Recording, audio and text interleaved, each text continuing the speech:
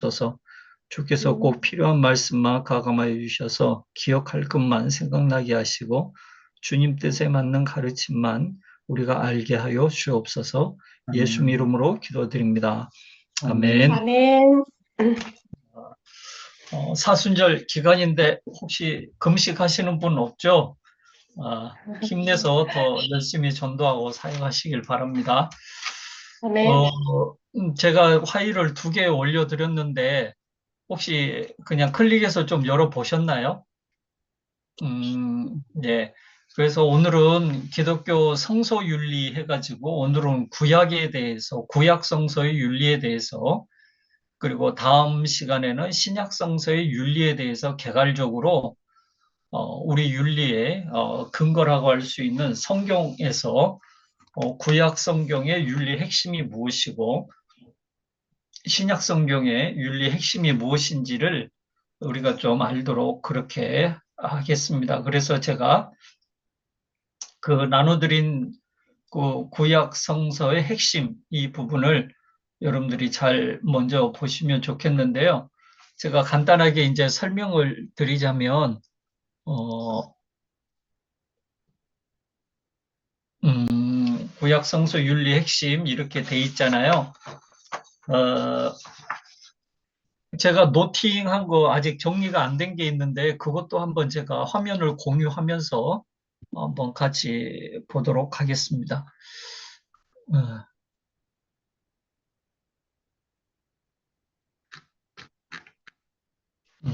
혹시 이거 보이시나요? 화면? 예, 예. 그 구약의 연대를 아브라함 그러니까 기원전 1500년경부터 말라기 에스더서까지 하면 기원전 5세기까지 그리고 다니엘서를 예언서가 아니라 만약에 성문서로 보는 사람들의 입장을 따르자면 기원전 2세기까지로 약 1000년간으로 볼 수 있습니다.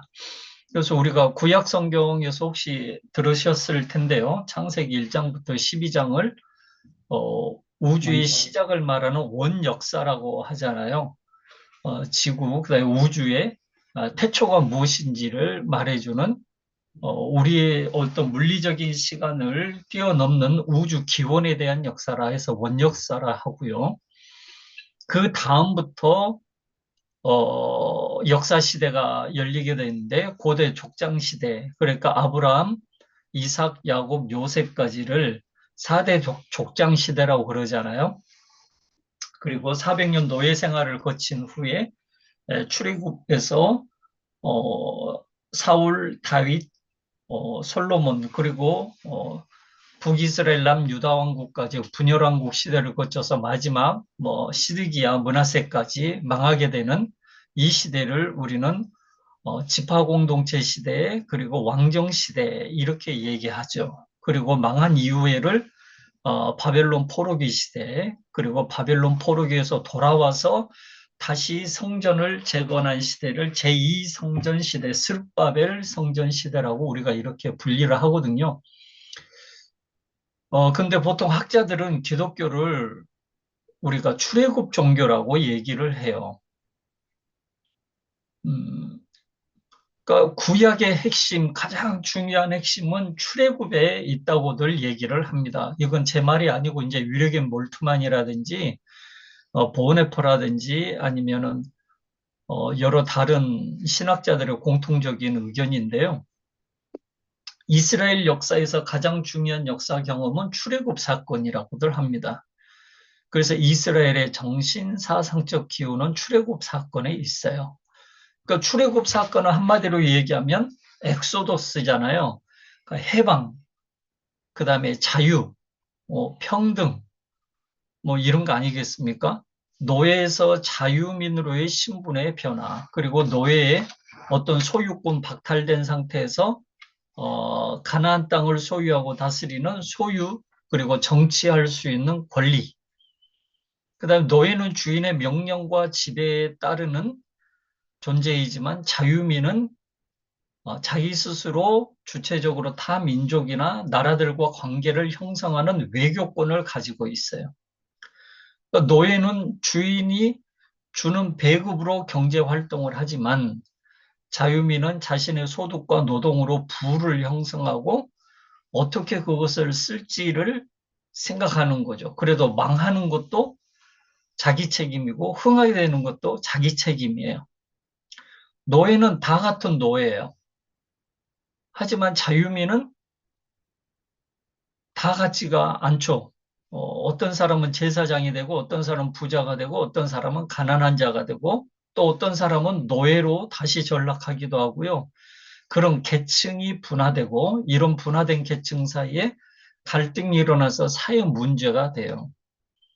그러니까 하나님께서 이스라엘 백성들을 애굽의 노예 상태에서 출애굽시켜서 가나안 땅에 하나님 나라에 나라를 세울 수 있도록 하신 그것이 이스라엘의 가장 중요한 역사적 전환점이자 또 출발점이라고 이스라엘 사람들은 생각을 합니다. 그래서 구약 성서의 윤리는 단언코 시대적 변천과 크게 연관이 있고 그 특징이 나뉘어진다라고 우리가 봐야 됩니다. 그래서 구약 성서의 윤리의 출발은요, 출애굽에서 시작한다고 할 수 있어요. 노예의 윤리에서 성도의 윤리가 발생하는. 근데 노예의 윤리는 존재할 수가 없죠. 노예들에게 윤리가 뭐가 있겠습니까? 주인이 시킨 대로만 하면 되는 거죠. 노예가 사람을 죽이는 게 노예 책임이 아니잖아요. 노예가 선행을 한다고 해서 노예가 칭찬받을 일이 아닙니다. 그냥 노예는 주인이 시키는 대로 하는 의지가 없는 존재예요. 그래서 노예들에게는 윤리가 존재할 수 없어요. 그래서 니체가 기독교인들을 그 기독교인의 신앙을 비판할 때 노예라고 그랬어요. 노예라고 그랬어요. 시키는 대로 하는 인간들. 자신의 아무 의지나 감정이나 책임 없이 그냥 노예로 한다는 거죠. 그래서 그들에게는 윤리가 존재할 수 없다. 그런데 윤리는 자유민들에게만 가능한 단어예요. 그러니까 고난이 없는 자에게 책임을 물을 수가 없겠죠. 윤리는 고난이 발생하면서 생기는 거니까요. 그래서 이스라엘 우리 구약 성경을요, 한번 출애굽을 중심으로 읽으면 아주 재밌습니다. 그러니까 출애굽을 중심으로 읽으면 우리가 노예였는데 출애굽을 하고 나니까 우리가 왜 노예였는지를 알게 되는 거예요. 하나님께서 우리를 이렇게 자유롭게 하시고 가나안 땅에 하나님의 나라를 세울 수 있도록 해주셨는데 왜 우리는 그러면 그 이전에는 이런 하나님의 백성의 자유와 하나님 나라를 소유하지 못하고 살았지? 그렇게 돌아보니까 우리가 믿음을 상실하고 말씀과 약속을 상실하고 책임과 의무를 포기하고 개인의 이익을 극대화하고 정신적 신학적 가치보다 경제적 문화적 향락과 이익을 극대화하고 타인에 대한 무관심, 공동체의 몰락에 대한 지도자들의 무책임, 뭐 이런 여러 중요한 하나님께서 주신 복된 가치들을 우리 스스로가 훼손했기 때문에 우리가 400년 동안 나그네가 되고 객이 되어서 노예로 전락했구나 이렇게 생각을 하게 됩니다. 그래서 출애굽 이후에 이스라엘 백성들에게 하나님께서 주신 것을 보니까 땅을 주셨고 양식을 주셨고 기후를 주셨고 주변국과의 관계, 말씀과 예배, 안식일, 안식년, 희년 11조, 제사제도 등 이런 많은 것들을 주셨는데 이스라엘 백성들은 망할 때마다 이것들을 다 훼손시켰다는 것을 역사를 통해서 반복적으로 알게 되는 겁니다. 반복적으로. 그래서 상실을 통해서 가치를 깨달아요. 상실을 통해서. 그리고 축복을 받고 나니 고난의 원인을 이해하게 되는 겁니다. 이런 식으로 구약 성서의 윤리는 철저하게 출애굽을 중심으로 해서 반성적으로 상실을 통해서 가치를 깨닫고 축복을 통해서 고난의 원인을 이해해요. 그래서 구약 성서의 윤리는 반복, 회상과 상실, 대가와 희생을 반복적으로 보여주고 있어요. 경제가 무너지고 국방이 무너지고 예배가 무너지고 목숨을 빼앗고 자유가 박탈되어 노예가 되고 소유를 상실하고 가족이 파괴될 때 과연 이것의 원인이 무엇인가? 어디서부터 문제가 생겼는가를 성찰하면서 구약 성서의 윤리가 형성이 되어 갔다는 것입니다. 결론은 버킹엄, 이 모든 문제의 현상과 원인을 어떻게 진단했는가? 구약 성서의 윤리의 핵심, 가장 중요한 사건이나 단어는 성전 파괴에 있습니다. 성전 파괴. 성전이 파괴된 이 단어가 모든 것을 다 포함하는 윤리적인 가장 중요한 단어다. 그래서 외국 군대는 성전을 파괴하고 그 파괴된 성전에서 기명을 약탈하는 것으로 이스라엘을 망하게 했고 이스라엘은 스스로 제사장들이 성전의 재물을 탐하고 제사와 절기를 지키지 않아서 스스로 자멸하게 했어요.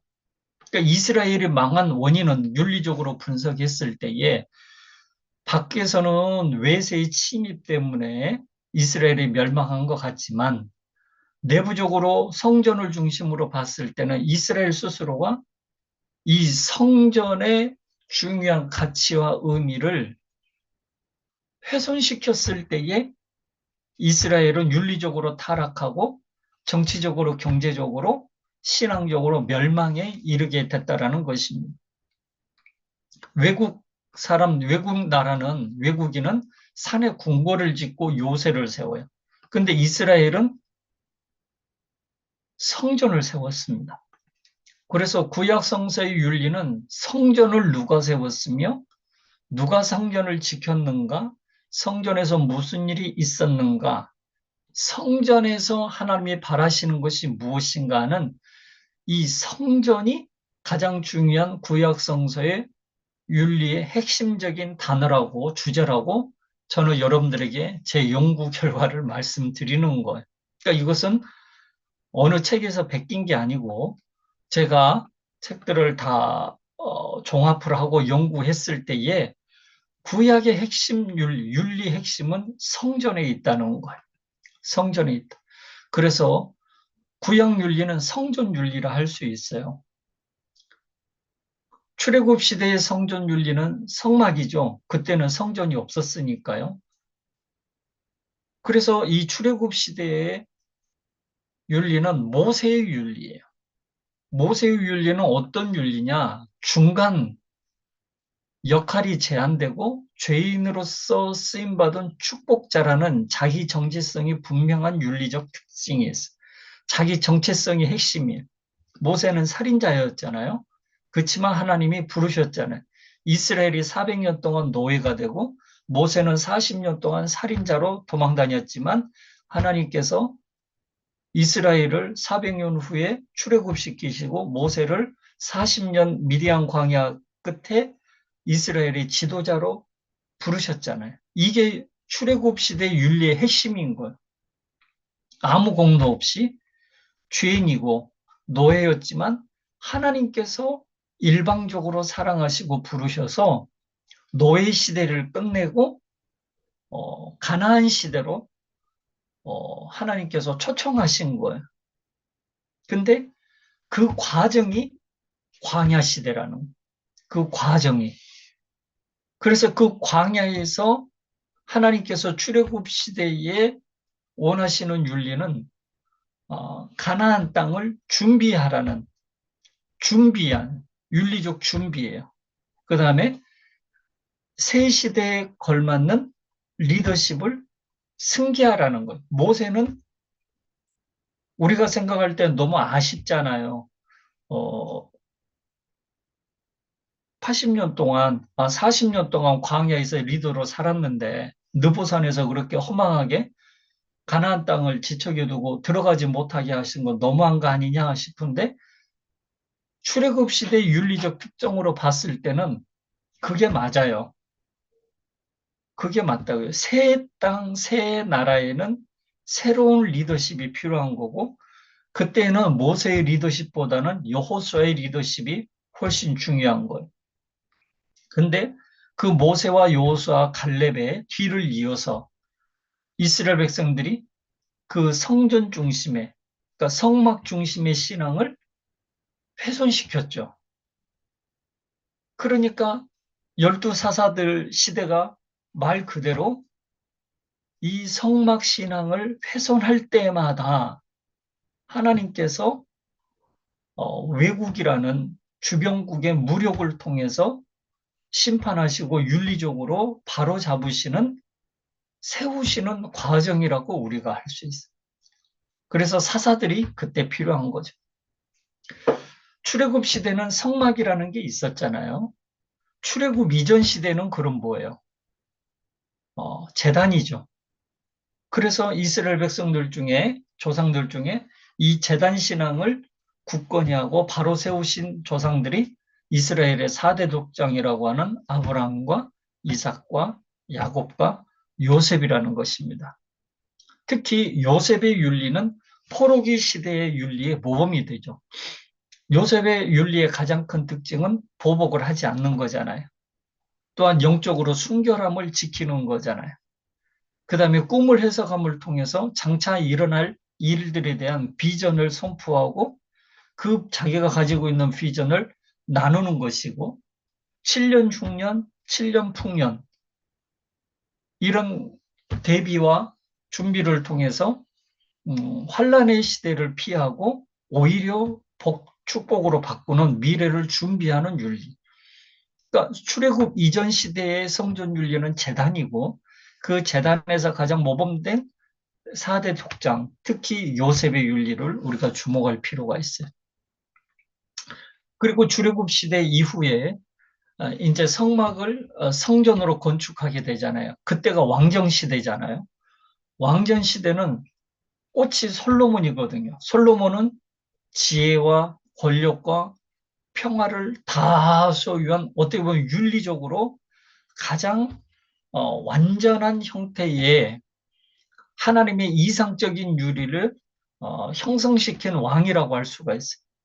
그래서 솔로몬을 통해서 성전을 짓는 자의 복, 부모 다윗의 신앙을 계승한 자의 복, 그다음에 가족윤리와 국가윤리가 하나님의 말씀대로 세워졌을 때 어떤 복이 임했는가 하는 윤리의 결과와 윤리에 대한 하나님의 응답을 우리가 확인할 수 있어요. 근데 역시 이마저도 변질이 일어나게 돼서 결국에는 포로기 시대로 나가게 됩니다. 그래서 포로기 시대는 성전의 상실과 노예로의 전락이라고 하는, 다시 제로 베이스로 환원하는 윤리적 퇴행과 역사의 후퇴를 보여주고 있죠. 근데 왜 성전을 상실하고 왜 노예로 전락했습니까? 기득권자들이 타락했기 때문이죠. 이때에 예언자들이 등장을 하고, 그 예언자들은 권세를 누리는 게 아니라 고난을 당하게 되는 거예요. 그러니까 윤리의 가치와 윤리를 상실했을 때에 믿는 성도들은 어쩔 수 없이 고난을 겪을 수밖에 없다는 거예요. 시대의 분별을 상실하고 적과 동지를 혼동하고요. 계층과 세대에서 전반적으로 타락이 일어납니다. 그리고 뭐 요시야 임금을 보더라도 요시야 임금만큼 유월절을 제대로 지킨 적이 없다. 성경에 그렇게 기록한 정도로 제사를 귀하게 여기지 않았어요. 그러니까 제사를 안 드리면 성전은 그냥 거미줄 쳐져 있고 누가 들여다 보지 않는다는 거죠. 그러니까 제사를 가장 일천번제식으로 최고로 중요하게 여겼을 솔로몬 시대가 하나님이 봤을 때는 윤리적으로 가장 아름답고 완전한 시대였다면, 그 이후에 유월절에는 여러 제사들, 초막절을 상실하고 지키지 않는 포로기 시대의 이스라엘은 윤리를 상실한 공동체의 적나라한 모습이라고 할 수가 있죠. 그래서 성전을 지키지 않을 때에 국가적 재난이 도래했고, 제사는 뒷전이고 곤모술수와 외교, 군사, 권력 투쟁만 난무했어요.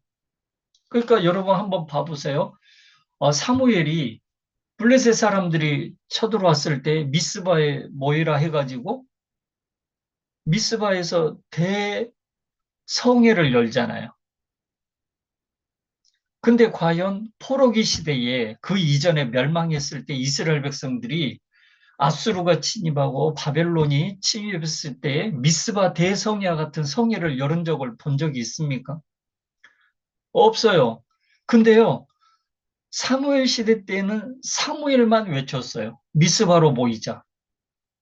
근데 포로기 시대 전후로는요, 예언자들이 얼마나 많이 외쳤는지 몰라요. 회개하라고. 근데 사무엘 한 명이 외친 것을 들었을 때에 이스라엘은 승리했어요. 근데 우리가 다 알다시피 미가니, 뭐, 이사야니, 예레미야니, 많은 아모스니 막 수많은 선지자들이 외쳤지만 하나도 듣지 않았어요. 그랬을 때 그들은 여지없이 망하고 말았어요. 망하고 말았어요. 그래서 포로기 시대로 어쩔 수 없이 들어가게 된, 그러니까 우리가 겉으로 봤을 때는 외세에 의해서 이스라엘이 망한 것 같지만 어, 따지고 보면 구약 성서 윤리적 견면에서 보면 이스라엘 백성들은 스스로 무너진 거예요. 스스로 무너진 거예요. 스스로. 그래서 포로기 이후에는 노예 상태로 출애굽 시대와 똑같은 고난을 당합니다. 여러분, 근데 이건 고난이 아니에요. 희생이요, 희생. 우리 지도자들이 이걸 잘 알아야 되거든요. 내가 잘못하고 내가 책임진 일을 행했을 때에 내가 당하는 책임, 대가, 이것을 우리가 고난이라고 한다면 나로 인해서 고난당하지 말아야 될 사람이 전혀 잘못된 일에 책임이 없는 다른 사람이 고난을 당하는 것은 그건 희생이에요. 희생당하는 거예요. 그러니까 지도자들이 잘못하면 성도들이 희생을 당해요. 희생을 당. 그 대속물이 된다는 나 때문에 고난 당하는 거. 그러니까 고난의 종류가 완전히 다르죠. 그러니까 지도자들 한 명 잘못할 때에 서민들과 평민들과 수많은 백성들이 희생을 할 수밖에 없는 거예요. 희생을. 그러니까 구약 성서는 이것을 극도로 경계해요. 극도로. 그래서 예수님께서도 이런 전통적인 어떤 구약 성서의 윤리를 지도자의 책임 윤리적 관점에서 누구든지 선생이 되라고 하지 마라. 선생으로 불리는 것을 좋아하지 마라. 저들은 사람들에게 바리새인처럼 인정을 받고 대접을 받고 존경을 받는데 오히려 그럴수록 하나님의 심판이 더 크다는 거죠. 그래서 포로기 이후 포로기 시대에 이스라엘 백성들은 철저하게 희생을 당하고 그 희생과 고난 속에서 결국 윤리적인 성찰을 통해서 아까 얘기한 우리가 무엇을 잘못했는가, 어디에서부터 우리가 잘못된 방향으로 왔는가 해서 그제서야 회개가 나오고 기도가 되는. 역시 이것도 제사죠. 유월절도 아니고 초막절도 아니고 무슨 절도 아니지만 칠칠절도 아니고 장막절도 아니지만 이 회개와 부르짖음이야말로 하나님을 움직이고 하나님의 뜻을 돌이키게 하는 최고의 성전 윤리라고 할 수가 있어요. 그래서 뭐 안상홍 하나님의 교회에서 자꾸 뭐 유월절 뭐 절기를 벌였다 이러잖아요. 하나님이 원하시는 절기는 마음의 제사고 마음의 절기고 우리가 지금 구약성서 윤리적인 측면에서 접근을 하자면 철저한 고난과 희생에 대한 책임 그리고 회개와 부르짖음 기도예요. 저는 그래서 기도만큼 귀한 윤리가 없다. 저는 그렇게 말해요. 기도하는 게 가장 윤리적인 거예요. 내가 윤리적인 행동을 하는 게 아니라 기도하는 거예요. 하나님의 뜻을 깨달아 알고 믿음을 회복해서 기도하는 게 그게 구약 성서 윤리의 핵심이에요. 기도하지 않으면 아무 소용 없어요. 아무리 윤리적으로 도덕적으로 뭐 대단한 이론을 펼치고 성전에서 그럴듯한 제사를 드리고 나라가 평화롭다 해도 내가 깨닫고 기도하고 잘못에 대해서 회개하고 하나님 앞에 부르짖는 이 이상의 윤리는 없다.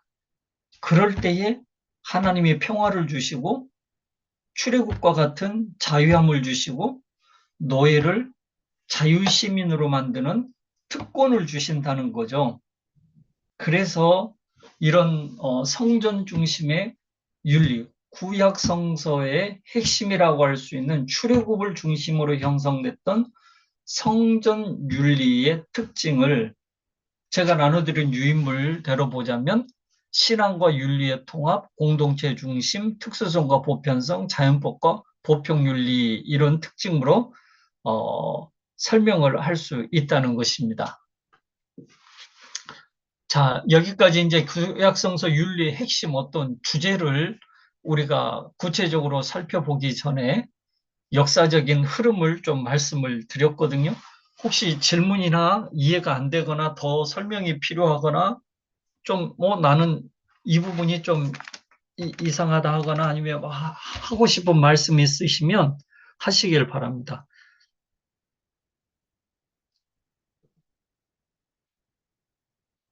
음소거를 다 해제하고요. 예.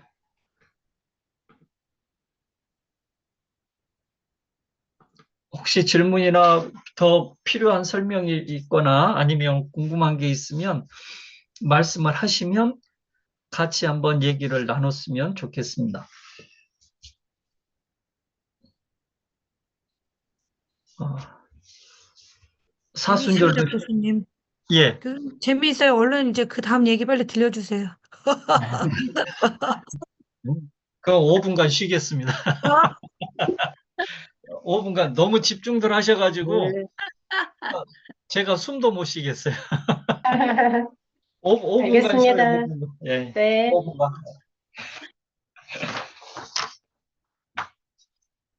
음,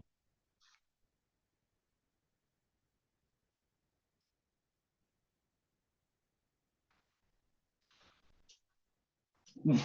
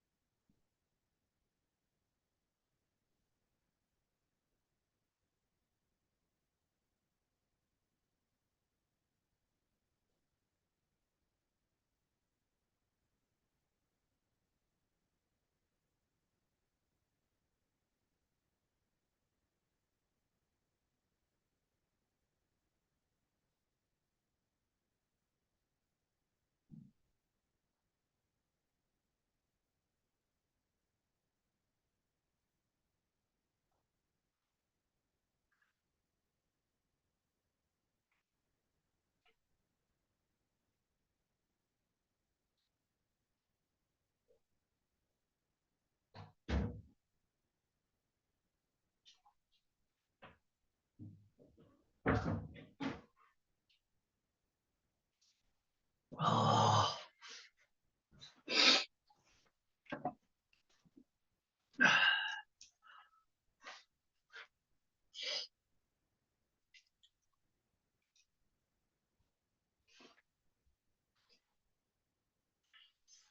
작은 불꽃 달아나